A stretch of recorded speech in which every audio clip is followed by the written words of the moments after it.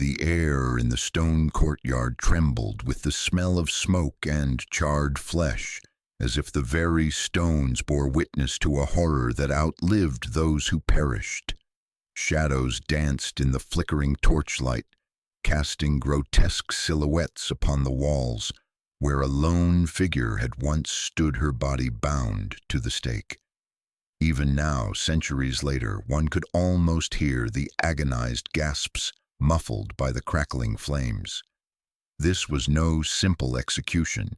It was a ceremony of terror, meticulously staged, its solemn promise of mercy twisted into a spectacle of cruelty. She was born in a humble village, the daughter of peasants who tilled their fields under the ever-present threat of war. Names like Charles Burgundy and Lancaster had already begun to shape her destiny long before she ever picked up a sword. By the age of 17, her voice, soft yet unflinching, would carry her into the gilded halls of power and the brutal courts of her enemies. The banners of England and its French allies fluttered overhead, but it was in the dank, torchlit chambers of Rouen that her fate would be decided. Contemporary chronicles penned by clerics and courtiers often whitewashed the trial, reducing it to a clash of theology and politics.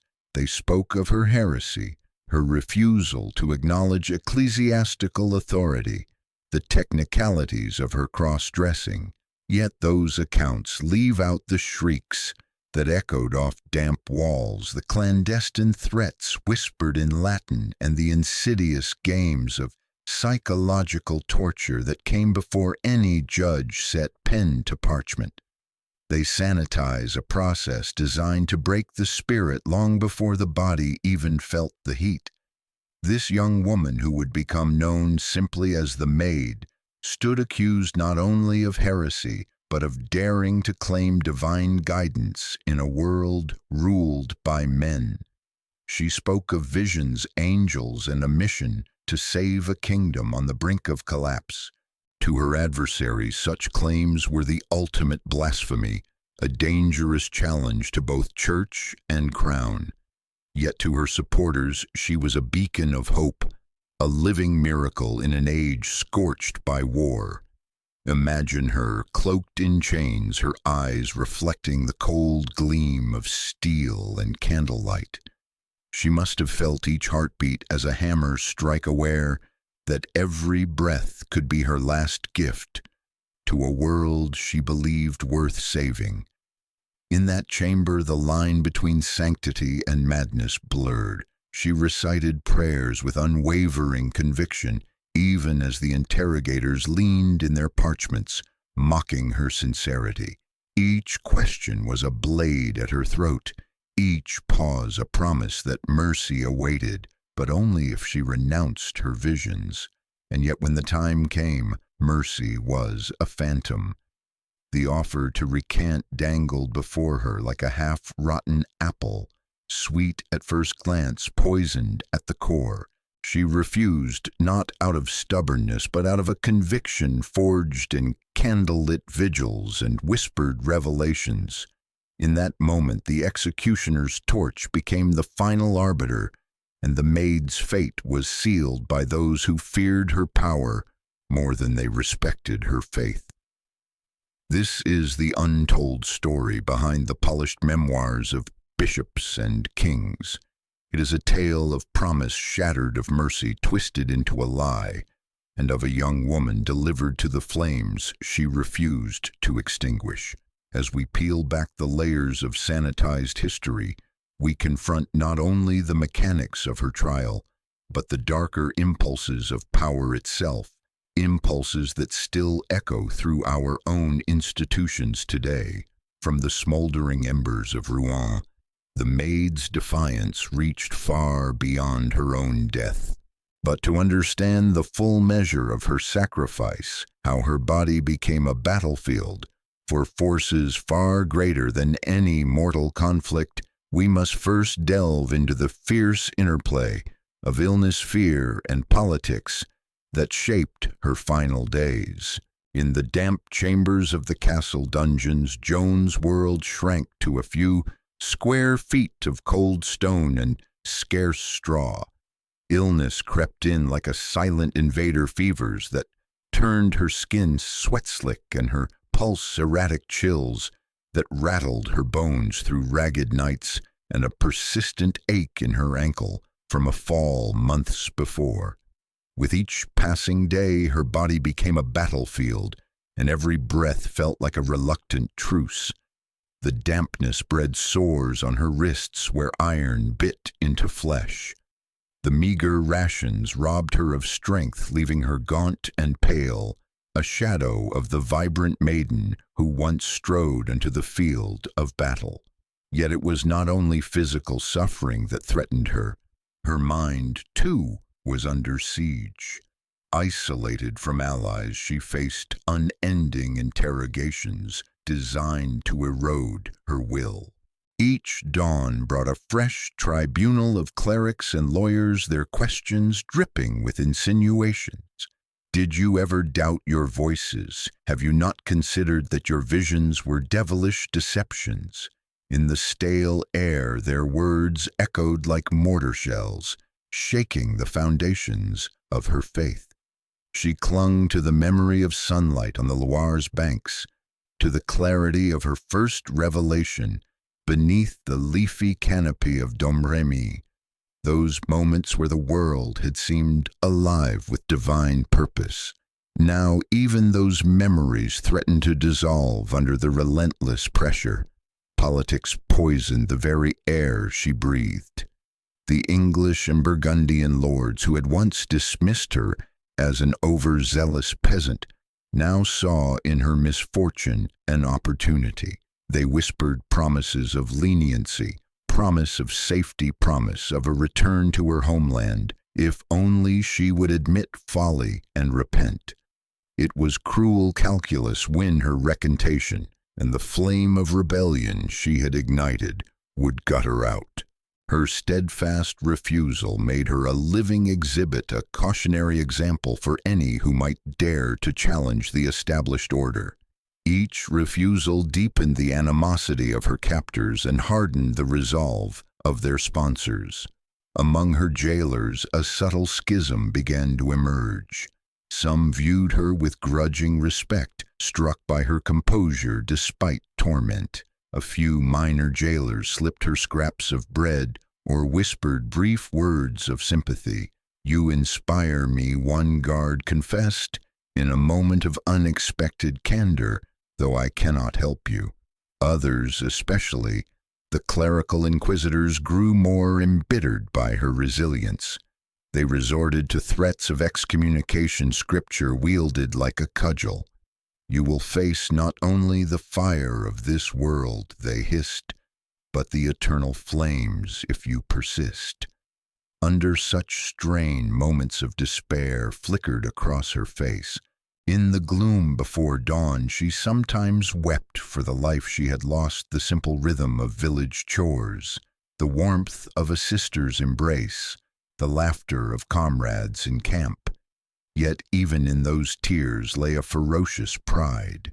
Tears were as much a testament to her humanity as her courage. She refused to be portrayed as a pitiful victim.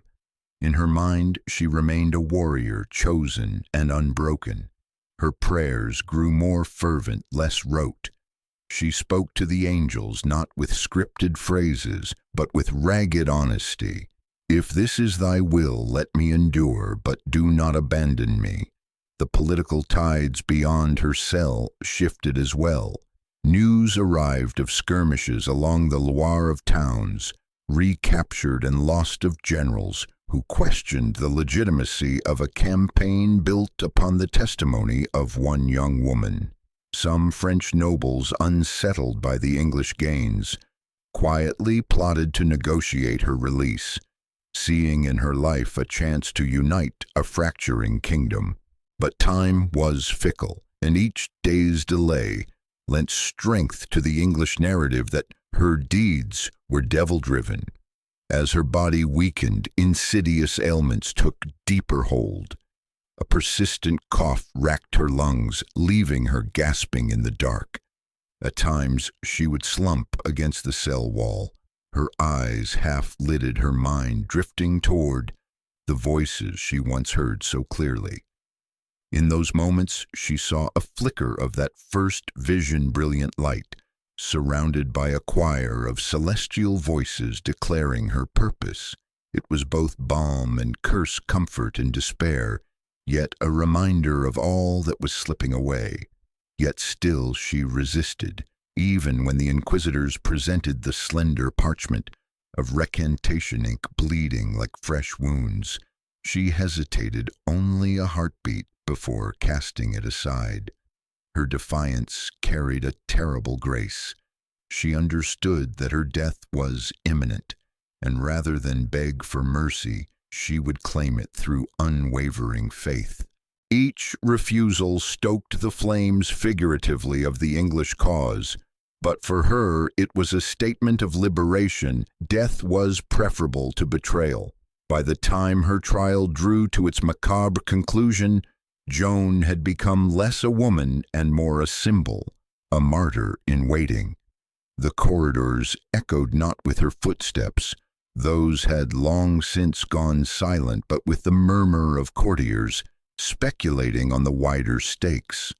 Would France rally behind her memory, or would this act of brutality extinguish the last ember of French unity? Would her final hours sow seeds of revolt, or would they forever quell the dreams she had once kindled? In that charged atmosphere where illness, psychology, and politics converged into a crucible of human drama, the stage was set for the ultimate confrontation. The next act would bring the storm to a head, and the world would witness whether a single soul's defiance could outlast the promise of mercy and the reality of flame. The torchlight quivered as Joan was led into the vast square before the cathedral, each step heavy with the weight of fate. A hush fell over the assembled crowd, soldiers in plate armor, curious townsfolk, clergy in midnight robes, all drawn by the promise of spectacle. In that moment the world seemed to hold its breath. Her body, once a conduit of divine purpose, now stood exposed wrists, still scarred by shackles, gown, torn hair, matted with sweat and grime.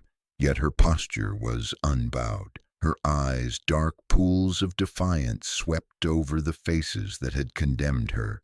The judge's voice, cold and rasping, echoed through the square. Joan, daughter of Domrémy, by the authority of Holy Mother Church, and in the name of King Henry, we pronounce that you are a relapsed heretic.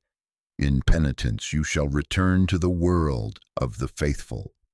He paused, offering her a final chance to recant.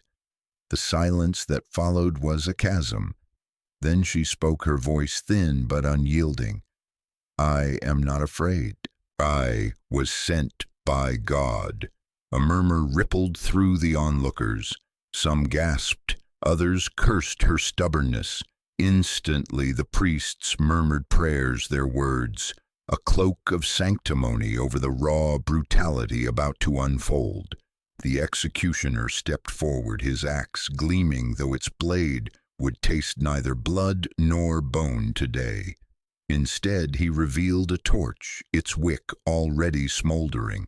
A hush turned to a roar as the flames hissed when the fuel-soaked straw was piled at her feet. The scent of brimstone mingled with the sulfur of sweat and fear. The soldier beside her cracked the match. A single spark blossomed into a tongue of fire that licked the edge of her gown. Time fractured. Each heartbeat thundered against her ribs like war drums. The wind carried the first curl of smoke toward her face. She raised her eyes to heaven lips, moving in a silent prayer. The world narrowed to flame flesh and the steadfast drum of her pulse. Then the fire leapt upward, a living thing eager to consume its quarry. Pain came in waves, white-hot surges that raced along her limbs. Her fingers clenched the post, the wood rough and unyielding cut into her palms. She tasted smoke and ash, felt her hair loosen in charred strands.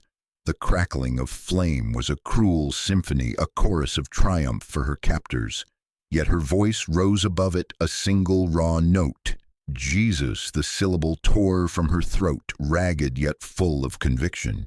It was both plea and proclamation. Around her the faces blurred. The clergy bowed their heads in pious observance. The soldiers stood rigid as if fearful of witnessing such ferocity of spirit. Some wept. A few crossed themselves hastily.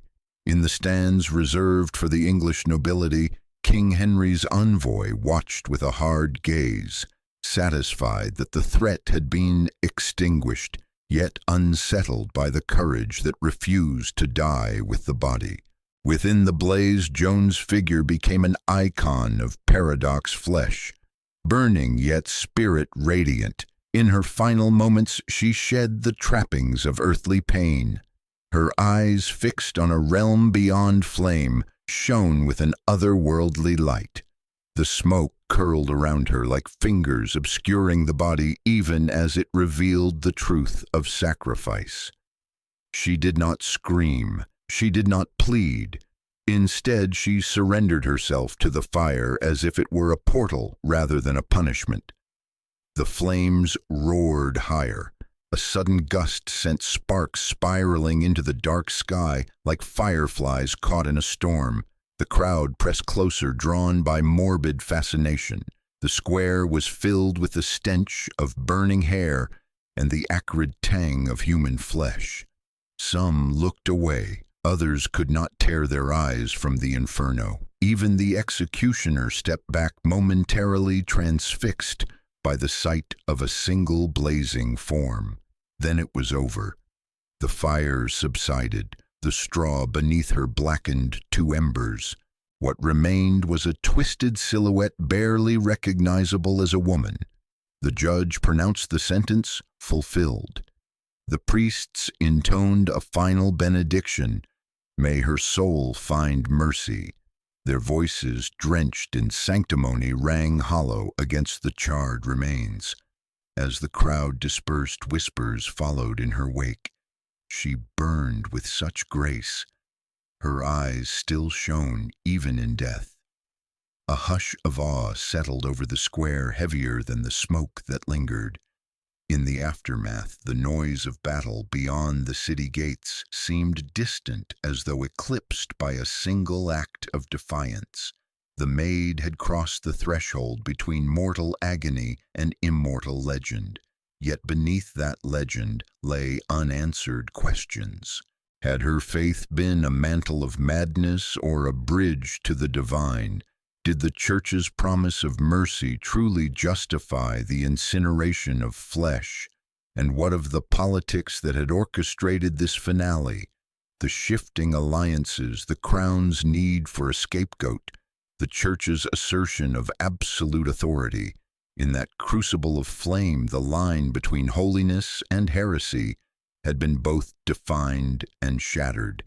As the embers died, a new fire began, one of memory and myth. Her final cry, carried on the wind, would ignite hearts across a fractured kingdom. The crackling stake had become an altar, the smoke her testament. For some, she was a witch consigned to the flames. For others, a martyr who turned execution into resurrection. In that transformation lay the true climax, a single life, consumed by torture yet reborn in the consciousness of a nation. The square fell silent, but the world had been forever altered. The wheels of power, once certain and unchallenged, now spun with an edge of apprehension. The promise of mercy had been shattered, leaving only the stark reality of flame and defiance. What followed would test the limits of faith, the resilience of a people, and the enduring power of a name, whispered in reverence or dread. From this zenith of horror and courage, the tale moves toward its inevitable close. The echoes of burning flesh and unwavering conviction still resonate, marking the threshold of tragedy. What death could not claim was the spark of legend, and from that spark would grow a legacy far greater than any earthly crown. In the quieter hours that followed the execution, the square lay littered with ash and charred fragments, as if a terrible storm had passed and left ruin in its wake. The scent of smoke clung to the stones long after the crowd had dispersed, a pungent reminder of what had transpired. Where once a young woman had stood, eyes alight with divine conviction, there remained only a dark silhouette against the embers, a grotesque monument to human cruelty and unwavering faith. Yet even in death she asserted her presence. A few small sparks still glowed where her body had smoldered, as though the fire itself mourned her passing, reluctant to let go. The executioner, gaunt and silent, swept the embers into a shallow pit, his movements mechanical. He dared not speak of what he had witnessed, for even he felt the weight of something beyond mere punishment, a force that transcended his role as agent of the law. Her final moments had unfolded like a sacrament. As the flames receded, her posture remained unbroken, as if she had become one with the fire, refusing to yield until the last breath. Witnesses later claimed that her lips had curved into a faint smile, an expression not of pain but of release into the realm she had so often described. Whether truth or myth, the image endured a martyr's peace amid the ashes. In the midst of the crowd, a young soldier, barely more than a boy, pressed his hand against his mouth to stifle a sob. He had been ordered to stand guard to ensure no mercy intervened. Yet he had watched her die with something like reverent horror.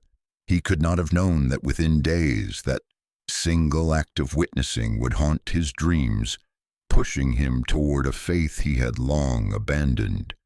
Her family, far away in Domrémy, received the news by courier, the words so clinical, executed at Rouen for heresy, masking the brutality behind each phrase.